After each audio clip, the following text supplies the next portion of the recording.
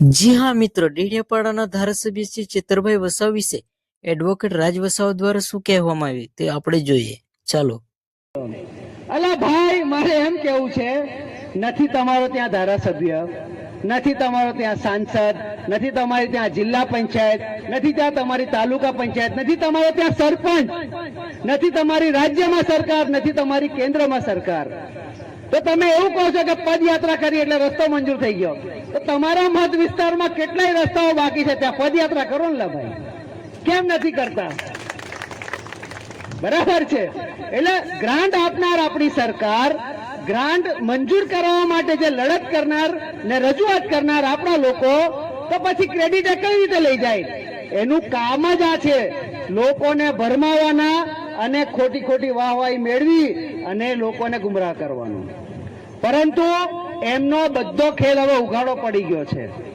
બધા એવું કહે છે કે અમને તડીપાર કરી દીધા, અમને પ્રવેશ બંધી કરી દીધી, એટલા માટે હવે આ લોકો અંદર અંદર એ કરે છે. તો મેં એમ કહું છું, તમારી પ્રવેશ બંધી તમારા પાપને લીધે થયેલી છે, અમે તો કરવા નથી ગયા ને.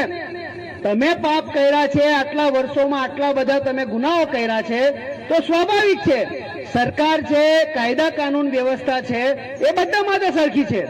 તો પછી સ્વાભાવિકપણે તમે જે કાનૂનનું ઉલ્લંઘન કર્યું છે એના બદલામાં તમને સજા મળે ને મળે જ, એ કોઈ પણ હોય. તો એમાં કોનો વાંક કહેવાય? એટલે દોસ્તો, આપણા લોકોએ કોઈ બી વાતોમાં એ લોકોની આવવાનું નથી, આપણે ભરમાવાનું નથી.